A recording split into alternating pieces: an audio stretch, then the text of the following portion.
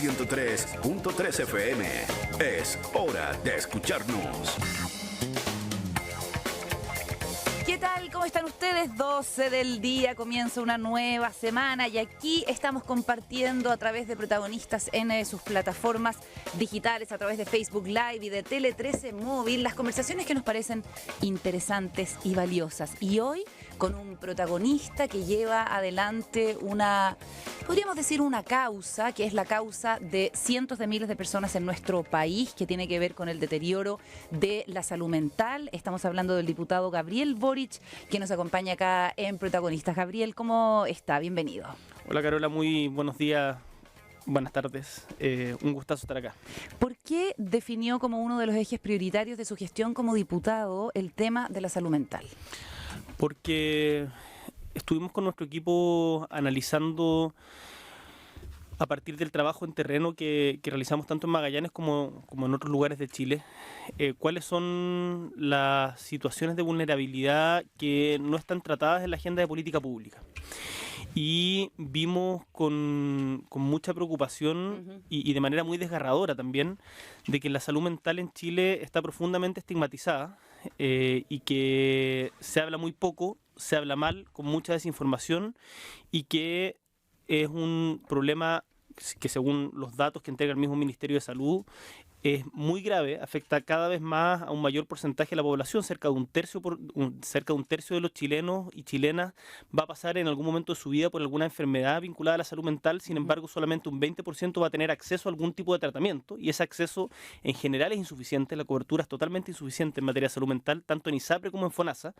En ISAPRE te cubren 4 sesiones de psicólogo al año, que con eso todos sabemos, o quienes hemos estado vinculados al tema, que eso no es una terapia. En FONASA son 2. Depende del plan que uno tenga, pero esos son los promedios. Y la verdad es que también tiene que ver con un problema que va más allá de lo individual, va más allá del sufrimiento que vive cada persona, sino también con la sociedad que estamos construyendo.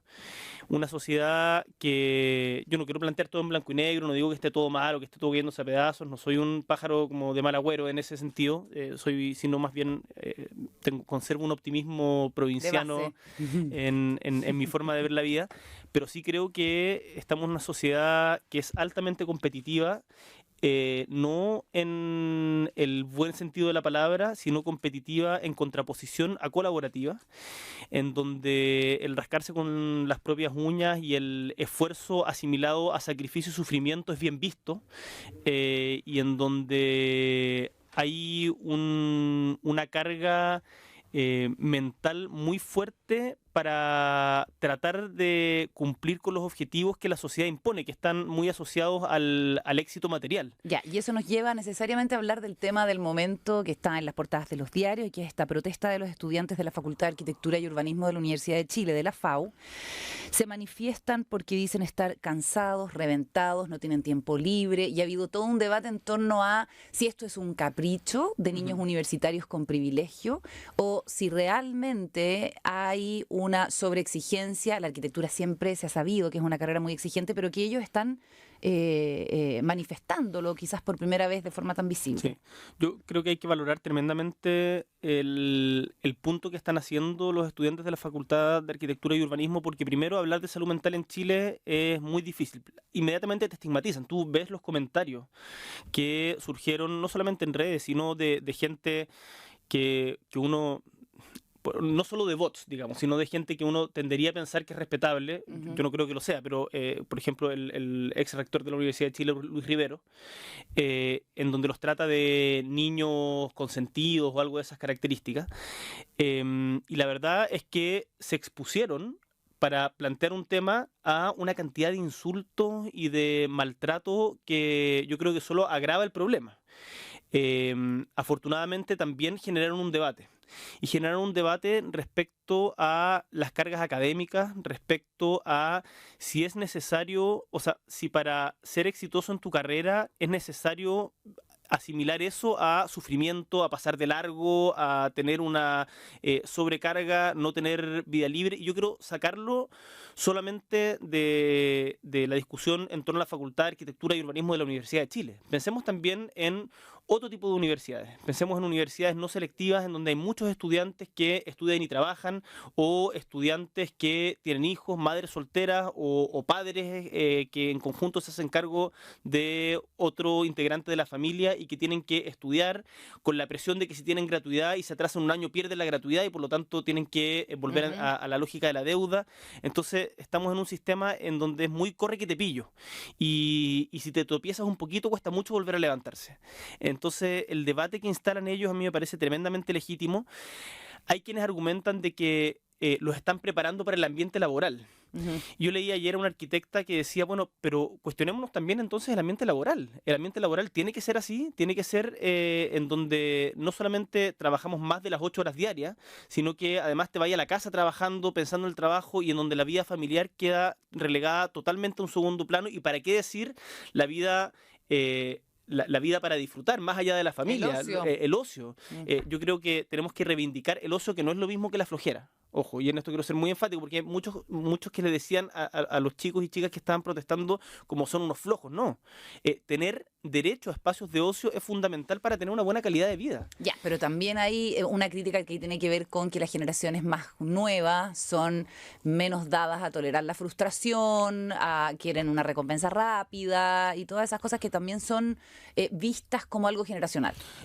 A mí la categoría de millennial para hacer un como estudio antropológico del actual estado de quienes nacieron entre 1982 y 1996 me parece que se queda totalmente corta. Y en ese sentido, si bien puede haber un cambio en cómo se enfrentan las situaciones de dificultad o los momentos de frustración, no creo que la respuesta a eso tenga que ser, bueno, en mi época, como mi viejo antes me decía, ahora ha cambiado el discurso, pero mi viejo me decía, antes no había psicólogo, nos pegaban unas palmadas en el traste y punto, y se acababa el problema. Y después uno se da cuenta de que las taras que arrastran son bastante importantes, esa generación. Esa frase que tú acabas de citar de tu papá es la misma frase idéntica que dijo el presidente Piñera cuando le preguntaron por sus tics. Bueno, exactamente. Y que tú saliste criticándola. Es que a mí me parece que... O sea, tocó una fibra. Me parece que es un error el caricaturizar los problemas vinculados a la salud mental. Yo siempre digo que de la salud mental se habla muy poco porque cuesta verla. Tú no tienes la mano sangrando, no tienes el hueso roto, no tienes un yeso, pero duele mucho por dentro. Y, por ejemplo, este año, una chica de la carrera de Derecho de la Universidad Católica de la Santísima Concepción se suicidó estudiando para el examen de grado. Esas no son cuestiones que tengamos que naturalizar. Y yo he tenido la oportunidad de conocer a muchos compañeros y compañeras que estudiando para el examen de grado tienen que pasar por pastillas, por tratamiento psicológico, por niveles de angustia que no son, desde mi punto de vista, aceptables normalizables. Ni normalizables. Esto no significa bajar la exigencia o hacer de las carreras un trámite y que pase cualquiera. Tiene que haber, por cierto, un nivel de exigencia, pero que sea compatible con un buen vivir. Y por lo tanto, ahí los profesores también tienen que preguntarse cuál es el tipo de pedagogía que aplican. Entender de que su clase no es la única clase. Muchas veces cada profesor llega en su propio mundo y los llena como si fuera su clase lo único que hay. Y no piensan en la realidad particular de... Yo quiero pensar en especial en los estudiantes que estudian y trabajan. Que muchas veces sencillamente... O que viven en regiones, que no tienen una casa donde llegar, donde haya un plato de comida, donde les puedan contener. Que no tienen redes de apoyo en Santiago, o no solamente en Santiago, sino también en las provincias. Ayer hice un pequeño experimento, hice un Instagram Live para conversar justamente de este tema con la gente que se conectaba. Y una chica me decía que en la Universidad del Biobío llega mucha gente de las provincias aledañas que no tienen redes en Concepción y que se quedan en pensiones o que además estudian y trabajan y que efectivamente la carrera se les hacía mucho más pesada. Entonces ahí la generación anterior te dice, bueno, pero ese es el sacrificio, así se sale adelante en la vida. De hecho, había una persona que respondía en redes sociales, yo me levanto a las 4:30 de la mañana para poder ir a dejar a mis hijos y después llegar a la universidad a las 7 y después trabajar y estoy orgulloso de lo que hago. Yo le digo, o sea, está bien que tú estés orgulloso, yo no no entro a cuestionar eso, pero ¿es esa la calidad de vida que queremos para la sociedad que estamos forjando? Una persona que prácticamente debe dormir 5 horas diarias y que no tiene ningún espacio para la vida familiar y el ocio. Yo creo que no, y creo que tenemos que preguntarnos cuál es el tipo de sociedad que estamos construyendo a partir de este tipo de exigencia, tanto en la universidad como en el espacio laboral, como también en los colegios. Y acá entramos en una pregunta que también es más profunda para vincularla con el aspecto educativo. ¿Qué y cómo estamos enseñando? Hoy día el currículum escolar todavía está centrado en embutir conocimientos para pasar ciertas pruebas estandarizadas, le hace SIMSE, PSU, prueba inicia para los profesores, la prueba que dan la prueba que dan los médicos, no recuerdo en este momento cómo se llama el examen nacional de Sí, el EUNACOM. Pruebas estandarizadas que al final del día uno tenemos que preguntarnos si sirven o no para el ejercicio de la profesión. Bueno, el examen de grado en Derecho es otro ejemplo de esas características y la respuesta que yo por lo menos veo es que en particular el SIMSE y la PSU no miden capacidades de los estudiantes, no miden talento, no miden comprensión, sino que solamente como adquisición, perdón, la adquisición, esa palabra no existe, sino el adquirir como habilidades repetitivas, nomás, que no dicen relación con si la persona aprendió o no. De hecho, la tan mañida o repetida frase de que la mayoría de los chilenos que salen del colegio no entienden lo que leen, es cierta, y justamente por eso tenemos que pensar en un cambio más profundo al currículum. No, o sea, absolutamente, y es un cambio a tantos niveles que uno dice como por dónde empezar. Entonces, yo quisiera preguntarte, antes de ir a eso y de hablar de otros hechos bien dramáticos que hablan de un deterioro en la salud mental generalizada de los chilenos, como los suicidios en el metro, preguntarte por tu propia situación. Tú fuiste diagnosticado de un trastorno, es una condición, estuviste con licencia, lo comunicaste, lo compartiste y ahí has empezado a hacer un trabajo mucho más comprometido con el tema de la salud mental. ¿Qué es específicamente lo que tú tienes y cómo en la vida diaria has logrado superarlo? Yo tengo un trastorno obsesivo compulsivo que fue diagnosticado más o menos a los 12 años y que ha pasado por diferentes momentos en mi desarrollo, digamos. Y que en algunos momentos se ha tornado, cuando uno no tiene acceso a tratamiento, se vuelve bien difícil de llevar. Yo no he llegado al nivel de invalidante, hay otra gente que sí, pero que genera hartas dificultades. Ahora, ¿por qué yo decidí hacerlo público? No con un ánimo de victimización, sino porque creo que al ser un representante electo mediante votación popular, mis electores tienen derecho a saber qué me pasa porque estoy un mes fuera de las canchas. Y en ese sentido me parecía que había un mínimo de transparencia respecto de contar esto es lo que esta es la situación que tengo y por eso lo cuento. Y en segundo lugar, hay una reflexión también respecto de, bueno, a mí me pasa esto, cómo a partir de esta situación podemos colaborar a desestigmatizar el tema de salud mental. Yo soy una persona, como la gran mayoría de las personas que tienen alguna enfermedad vinculada a salud mental, bipolaridad, depresión, personalidad limítrofe, grados controlados de esquizofrenia incluso, que pueden ser perfectamente funcionales en la vida si es que tienen acceso a un tratamiento adecuado. La pregunta es si es que hoy día esa gente tiene acceso a tratamiento adecuado y la respuesta categórica es que el sistema público chileno y el privado no están dando abasto con eso. La experiencia que revisamos es que a partir de ciertos casos de personas con algún nivel de figuración pública, como cuando las hermanas Prieto, por ejemplo, las actrices Prieto, denunciaron la situación de abuso sexual que habían vivido en su infancia y adolescencia, permitió que mucha gente se atreviera, o sea, primero que se hablara del tema sacándole un poco el tabú que existe con esto, y que mucha gente se atreviera a denunciar, que es un primer paso tremendamente importante para poder enfrentar situaciones tan dolorosas y trágicas como esta. Lo que pasó con el caso Caradima, con Hamilton, con Murillo y Cruz, que al momento de denunciar ellos también abren una puerta para que salgan muchas más denuncias de lo que estaba pasando al interior de estos vínculos o estos círculos de la iglesia terrible. ¿Y qué ha pasado con la puerta que tú abriste? Y a partir de lo que nosotros, yo digo nosotros porque esto fue una edición de equipo, no son solamente ediciones personales, mucha gente se nos acercó para decirme, yo también tengo esto, jamás he sabido cómo tratarlo, me da miedo decirlo porque tengo miedo de que me estigmaticen, creo que puedo funcionar, pero en verdad estoy cada día más angustiado, más trabado, y, y lo que yo me he dado cuenta es que hay mucha gente que tiene alguna enfermedad, ya sea el TOC en particular u otra, que la gente le dice, como no la ve, le dice, vamos, tú puedes, como dándole una palmada en la espalda. Y tú a alguien, a una persona que se quiebra el fémur, no le dice, vamos, tú puedes, sigue Claro. caminando.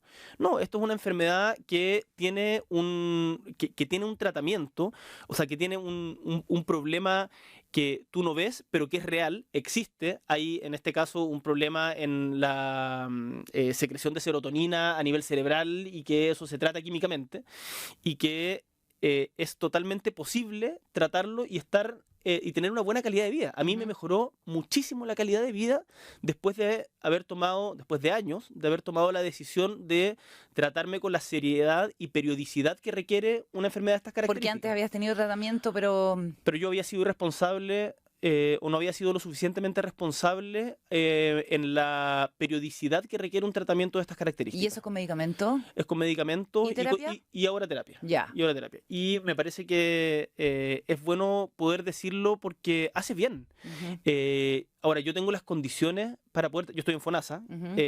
pero,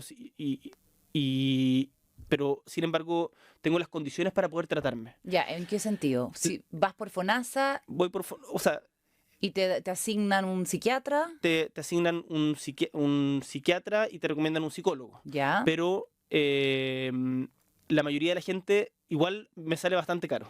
ya. la ¿Y mayoría de la tienes un gen- seguro complementario? No tengo seguro complementario. Ya. La mayoría de la gente no tiene esa posibilidad. No puede pagar nomás. No puede pagar nomás. Mm. Porque los psiquiatras y psicólogos son carísimos. Y el servicio público, por ejemplo, hoy día, y lo quiero vincular con el otro tema que estamos trabajando, en materia de infancia. Hoy día hay solo 1.500 psiquiatras infantiles, infantos juveniles, en toda la red de salud pública de Chile. Ujú. Y eso es absolutamente insuficiente para la demanda que existe actualmente. Y muchos, por ejemplo, de los niños vinculados a la red del Sename requieren, además, tanto de protección como de infracción de ley, Sectores de ley.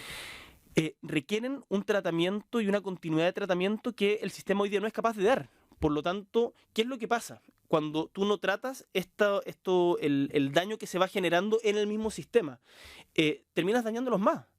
Y después, esto es un salto largo, pero tú ves cómo gran parte de los niños, niñas y adolescentes que pasaron por el Sename terminan en algún tipo de correccional o incluso en la cárcel. Ujú. Y que esa es una historia de vida que tú no logras atajar en ningún momento porque el Estado no tiene las capacidades, ni la sociedad civil tampoco, para poder hacerse cargo de este problema desde la perspectiva de la salud mental, desde la contención. Entonces, ¿qué es lo que hicimos con esto?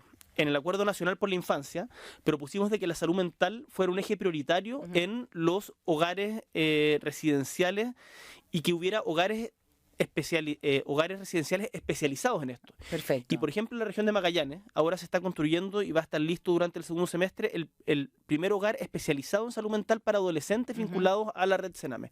Y eso es un tremendo avance que se va a replicar a nivel de todo el país, es la idea. Y ahí uno ve y dice además que la política puede tener sentido. O sea, acá la política no es solo grandes discursos, no estamos hablando solamente de, no sé, castillos en el aire, sino que cuando uno se mete en un tema, se motiva, genera redes. Yo en esto he trabajado con la sociedad civil, con la oposición y con el gobierno. Hemos trabajado juntos porque entendemos de que hay un bien común mayor que requiere abordarse con acuerdos transversales. Y hay un proyecto de ley de salud mental, ¿o no? Hay varios proyectos de ley. Actualmente hay una como ley general de salud mental que está en segundo trámite constitucional en el Senado, pero que es insuficiente para lo que se requiere hoy día. Está bastante atrasada respecto al estándar, a los estándares que existen en la OCDE y también a las necesidades que han planteado desde las diferentes organizaciones que trabajan en el tema de la sociedad civil Ya. y las organizaciones de usuarios también. Ujú. Entonces, nosotros estamos empezando a trabajar este tema para o bien poder hacerle modificaciones o bien pararla para hacerla bien y no que no se genere en una suerte de ley símbolo que no soluciona el problema, pero que actúa como tapón para el debate legislativo posterior. Ya, ¿y el gobierno en eso cómo está? Hasta ahora no ha manifestado mayor no ha manifestado un mayor, no quiero decir interés para asociarlo con desinterés, sino Sí. que no ha sido parte de las prioridades. Ya. Yo sí destaco que en infancia hay un trabajo que se está llevando adelante y de hecho en conjunto con otros parlamentarios y organizaciones de la sociedad civil somos parte del comité de seguimiento del Acuerdo Nacional de Infancia, que recordemos Perfecto. eran 94 medidas Ujú. que se tienen que aplicar durante el o sea, no durante el primer semestre, durante este periodo presidencial y algunas que incluso son de más largo plazo, pero le estamos dando seguimiento bimestral para que no queden solamente en el cajón de los recuerdos y de la foto del Acuerdo Ya. Nacional y punto. Y hay cosas que están avanzando como lo que tú decías, la construcción de recintos Sename especializado en salud mental, por Hay, ejemplo. por ejemplo, Ya. también estamos los CREAT, que eran los hogares residenciales del Sename, que en donde había más de 100 niños, se están cerrando en la lógica que tenían antes y haciendo hogares especializados. El caso emblemático es el de Valparaíso. Providencia. Se está aumentando la fiscalización para a su vez poder aumentar los recursos que se entregan a los organismos colaboradores y la fiscalización para que no existan abusos al interior de los organismos colaboradores privados que también tuvieron muchos casos de abusos algunos. Se está trabajando en mejorar la capacitación de los funcionarios. Antes los educadores de trato directo que se llaman, solamente se les exigía cuarto medio, ahora se está potenciando la capacitación de los trabajadores, la estabilidad laboral y además el exigirles ciertos requisitos mínimos o sea, ciertos requisitos no mínimos, sino ciertos requisitos para poder atender a niños en las condiciones en las que llegan los niños. Ya. Y así Se una está serie de avanzando en medidas. eso. Sí, se está avanzando. Ya, salgamos del tema infancia y salud mental para entrar a otro segmento desatendido, que es el de los trabajadores y trabajadoras que tienen este tipo de trastornos. Nos quedan algunos minutos. Las enfermedades profesionales de salud mental han tenido un incremento de un 51% en los últimos 4 años, y una de sus caras más dramáticas son los suicidios en el metro, que han aumentado. El 2017 se registraron 18 víctimas, el 2019 25, un aumento de un 38,9%. Y el 2019 todavía no llegamos ni a la mitad. Y todavía no llegamos ni a la mitad. ¿Cómo ves tú el fenómeno? Eso es tremendamente grave y creo que justamente tiene relación con el tipo de, como te decía antes, con el tipo de sociedad que hemos construido muy individualista, muy centrada en lo material, muy centrada en la competencia, en donde, por ejemplo, nos reuníamos con los trabajadores, tuvimos una reunión con los trabajadores del metro, ¿Ya? con el sindicato, para que ellos nos contaran su realidad, cómo enfrentan esto, el tema de los suicidios en el metro, pero además cómo están ellos. Y nos contaban de que el metro se ha instaurado un tipo de contrato flexible en donde básicamente consiste en que mientras te dan la, entre comillas, libertad de mientras más trabajes, te dan un sueldo base que es muy bajo y tú lo puedes ir aumentando en la medida en que trabajas más. Entonces el incentivo está puesto en competir para trabajar lo máximo posible, sacarte la que está trabajando y así poder completar el sueldo que antes era un sueldo fijo. Y que esos contratos flexibles, a partir de esos contratos flexibles, han aumentado significativamente las enfermedades vinculadas a salud mental, ya sea estrés, depresión, angustia, etcétera, en particular en el metro. Esto seguramente se replica en muchas otras empresas. No tenemos los datos de las empresas privadas, pero no me cabe ninguna duda de que también debe ser bastante parecido. Y lo que nos contaban ellos es que están implementando en el metro, a partir de una petición de la negociación colectiva, programas de prevención en salud mental, que son un trabajo que se realiza desde los mismos sindicatos con profesionales vinculados al área y que ha dado muy buenos resultados. Yo creo que esa es una práctica tremenda. Un saludo a los sindicatos de metro justamente por la pega que están haciendo en esa área y de preocuparse de un área que estaba muy desatendida hacia los trabajadores. Pero tenemos un problema aledaño a esto. Tú decías que han aumentado en un 51% las enfermedades vinculadas a salud mental en el área laboral. Desde hace aproximadamente, no recuerdo la fecha exacta, pero aproximadamente desde hace 5 años, si no me equivoco, desde el 2012, 7 años, las licencias por enfermedades vinculadas a salud mental pasaron al primer lugar en Chile. Sin embargo, tienen una tasa de rechazo que es de más del doble en relación a las otras enfermedades. O sea, se rechaza un 66% de las licencias que se presentan por enfermedades vinculadas a salud mental. Eso implica de que a la persona que es víctima o sufre una enfermedad de estas características, le añades la angustia del rechazo de la licencia Terrible. y que la licencia te la rechazan unos meses después. Entonces te quedas sin sueldo después de haber ejercido la licencia.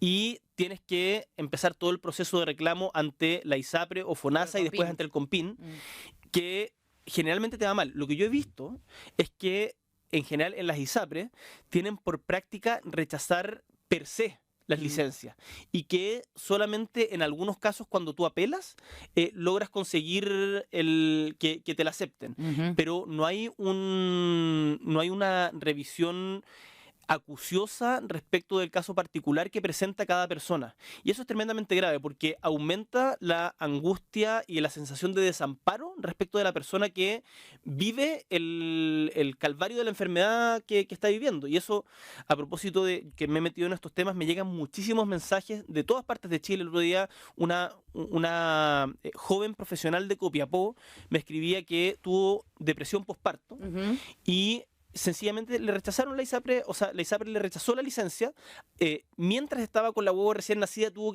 madre soltera, tuvo que empezar el proceso de apelación y todo eso le generó un cuadro de angustia y empezó con crisis de pánico, además de la depresión postparto. Entonces, se genera un círculo vicioso en donde yo creo que quienes administran el sistema de salud no comprenden la gravedad de las enfermedades vinculadas a la salud mental. Y la responsabilidad que tienen, además. Y la responsabilidad que tienen en esto. Entonces, ¿cuál es el mensaje que a mí me interesa transmitir? Uno, estamos trabajando en esto.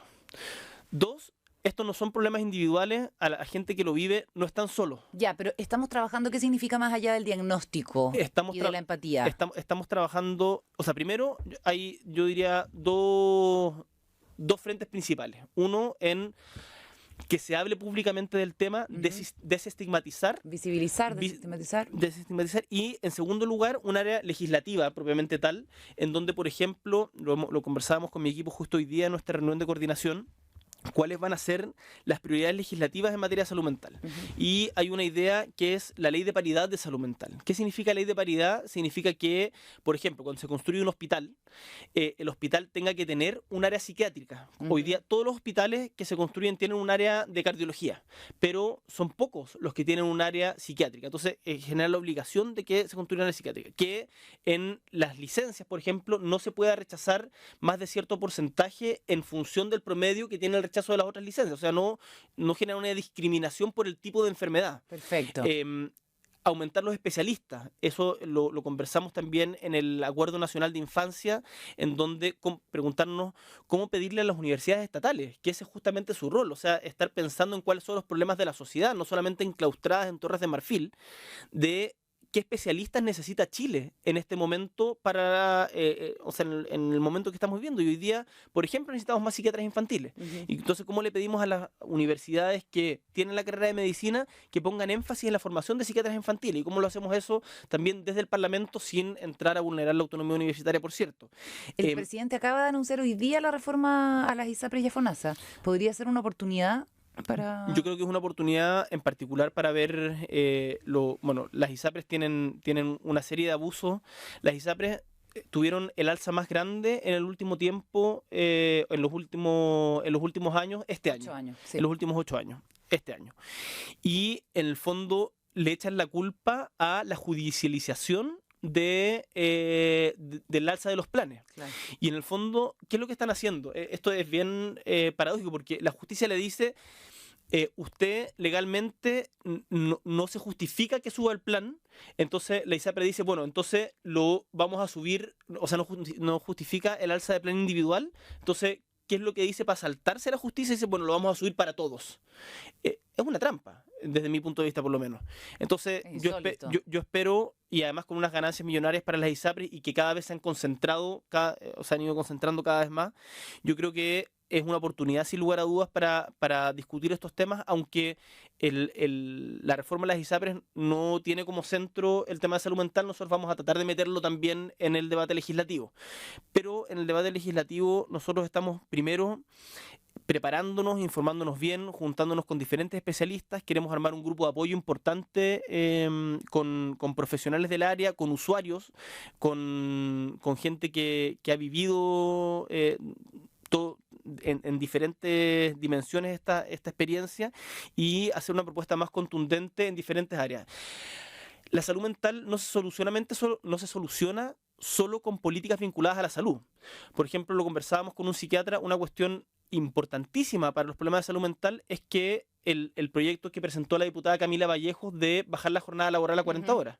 Y de hecho lo estamos conversando con Camila, el cómo vincular estos dos temas y que sea tampoco solamente desde la perspectiva de como exclusiva sindical de laboral, sino también vincularlo con salud mental.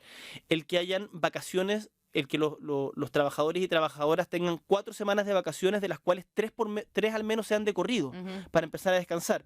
La formación de nuevos especialistas, la ley de paridad en salud mental. Y así estamos viendo otros proyectos de ley específicos, pero como tú bien insinuabas, esto no puede ser solo diagnóstico, no puede ser solamente empatía, sino mi rol como legislador es también presentar proyectos y en eso estamos trabajando con nuestro equipo. Gabriel Boric, muchísimas gracias por la conversación. Y eso que no hablamos nada de política contingente. Y que está bueno. Hay hartas papas ardiendo. 12:31, ya pasó. Bueno, soportémoslo. Era muy interesante el tema. Ya, una preguntita. ¿Lo de los fiscales en la sexta región? Sí. ¿O la oposición después de todo lo que ocurrió? Yo creo que se habló harto de los fiscales, sigamos con oposición. Ya, a ver, ¿cómo se está viviendo el momento de amor y desamor? Yo creo que hay se está empezando a vislumbrar o se están empezando a dar movimientos ajedrecísticos, digamos, de cambio en la política de alianzas en Chile. Con el quiebre del binominalismo, antes del binominalismo, nosotros estábamos muy acostumbrados a tener solamente la derecha y la concertación, o como se llamara cada una de esas coaliciones. Hoy día, con la irrupción del Frente Amplio, que llegó para quedarse, hemos tenido muchos problemas, nos estamos, yo diría, aprendiendo de los mismos. ¿Es verdad que tienen cercaditos a los más díscolos? ¿Los tienen ahí como...? Más que cercaditos, hay una decisión de trabajar con los que quieran trabajar en colectivo y en conjunto con la oposición, en generar acuerdos mayoritarios de oposición, porque la política no está solamente para hacer testimonio, sino para incidir, y eso requiere poder conversar con quien no piensa exactamente igual a ti. Ya. Y ahí se dividieron aguas en el fondo en el Frente Amplio. Hay una diferencia de percepciones, pero no hay en ningún caso, seguimos siendo todos partes del Frente Amplio y es parte de la heterogeneidad aceptable dentro de una coalición. Ya. Lo que pasa es que en la bancada en particular habemos quienes creemos que es necesaria una mayor articulación con el resto de la oposición y hay otros que creen que es mejor seguir trabajando solo. En ese marco, nosotros creemos que la decisión de la democracia cristiana de haber votado a favor en su mayoría, salvo las excepciones del diputado Raúl Soto, Víctor Torres y creo que uno más, la idea de legislar de una reforma tributaria que desde nuestro punto de vista es regresiva y le hace mal a Chile, le hace mal a la clase media, le hace mal en particular a los más pobres de este país desde una lógica redistributiva de los ingresos. Podríamos entrar muy en detalle en eso, pero no es la idea de esta conversación. Implicó un autoaislamiento de la DC. Y la DC en el fondo tiene que decidir si quiere seguir una lógica de camino propio, en donde yo diría que el destino final es más bien un precipicio.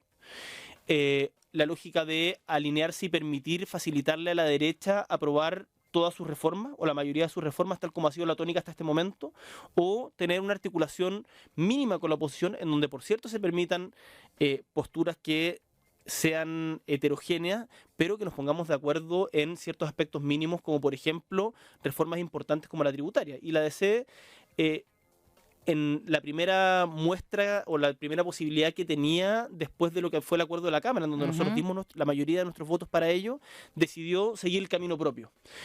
Yo me imagino que hay muchos que están en reflexión respecto a eso. Es algo que a la mayoría de las bases demócratas cristianas no le gustó, porque las bases demócratas cristianas no son de derecha, y eso uno va a cualquier lugar en Chile y te lo dicen de manera muy explícita, y por lo tanto hay un reordenamiento de fuerzas en ese sentido, en donde además las declaraciones del presidente de la ADC cayeron muy mal respecto a sus críticas destempladas al Partido Comunista, a una como defensa como de gato de espalda de la autonomía e independencia de la ADC. Pero pero yo por lo menos veo que hay mayor coordinación con el resto de la oposición, veo que hay una voluntad de trabajo conjunto. O sea que como por contraste como que fortaleció al resto de la oposición. Pero venía trabajándose de antes, o sea, nosotros como Frente Amplio propusimos que hubieran acuerdos respecto a temas que son relevantes, como por ejemplo la reforma tributaria, la reforma de pensiones, lo que ha llamado el gobierno la ley de admisión justa, el diálogo con el pueblo mapuche, que salió de los titulares después de todo lo que fue la polémica de la muerte del comunero Catrillanca, pero que sigue siendo un problema caliente y real. Y nosotros lo que estamos proponiendo desde el Frente Amplio, y se lo propusimos al resto de la oposición, es tener un diálogo directo entre un Estado y un pueblo en el Parlamento, en donde las machis y los loncos vayan ellos y expongan su postura. Y eso también se lo propusimos al resto de la oposición y hay bastante acuerdo en eso. Y eso también se traduce en el futuro en discusiones de cara a lo que viene, que son las municipales, que va a ser un hito importante para la oposición y la elección de gobernadores regionales. Muchísimas gracias, Gabriel, por la conversación. Un gustazo. Que te vaya bien. Vale, chao, chao. En los tiempos de posverdad, la mejor fuente de la noticia siempre será quien la protagoniza.